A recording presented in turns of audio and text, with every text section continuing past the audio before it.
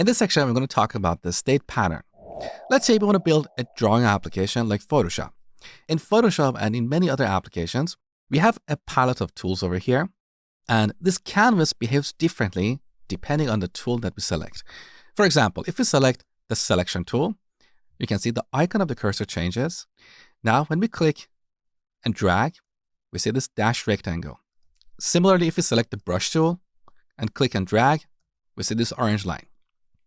So basically, this canvas object is responding to mouse events like mouse up and mouse down, but what it does changes depending on the currently selected tool. Let's simulate this in code.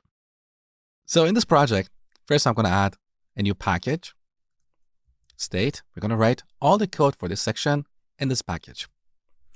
Now here we need a new class called canvas. This class should respond to mouse events like mouse down and mouse up. So here we need two methods, public void mouse down, and I'm going to duplicate this and rename the second one to mouse up. Now in both these methods, we should do different things depending on the currently selected tool. So first we need to figure out what is the currently selected tool. We can represent that using an enum. An enum in Java is like a set of constants. Let me show you. So in this package, we add a new class. First, we change the kind from class to enum, and then call it tool type. Now here we need to define a few constants, like selection. Note that I'm using uppercase letters to name this constant. This is a convention in Java. So this is our selection tool. We also need a brush and an eraser. Now, back in our canvas class, here we need a field to store the currently selected tool. That is really easy. So private tool type current tool. We also need a getter and a setter for this field. So we put the caret over here, press Alt and Enter, and create getter and setter. Beautiful. Now in our mouse down method, we should write code like this. If current tool equals tool type dot selection. Here we should change the icon of the cursor to the selection icon. So we simulate that by printing something on the terminal. Selection icon. Now, else if current tool equals tool type dot brush, then we're going to print a different message. Brush icon. One more time. Else if current tool equals tool type dot eraser, then we're going to print eraser icon. Now, we need similar code in the mouse up method.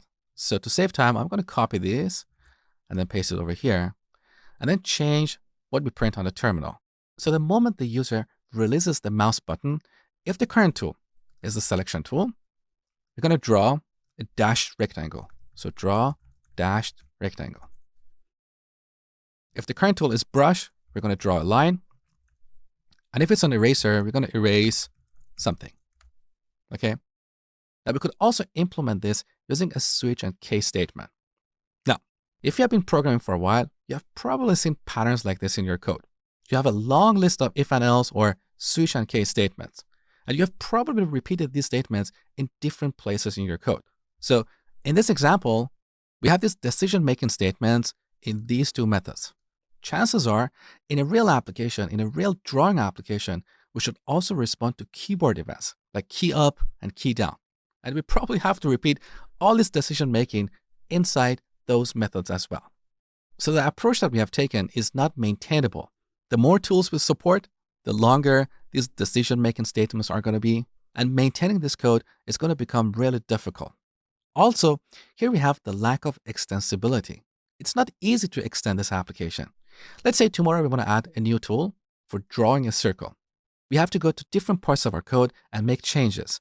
For example, in our mouse down method, we should add another else if statement to see if the current tool is the circle tool. Then we change the icon to the circle icon. We have to make a similar change in the mouse up method. So extending this application is not easy. Now, what we really need here is giving the canvas the ability to behave differently based on the currently selected tool. So in both these methods, we're executing different code depending on the currently selected tool. We want this method to behave differently depending on the current tool. Earlier in the course, we talked about the 4 essential principles of object-oriented programming: encapsulation, abstraction, inheritance, and polymorphism. Which one of these principles do you think we can apply here to solve this problem? I want you to spend 10 minutes on this exercise and figure out a way to solve this problem. When you're done, come back, watch the next lesson.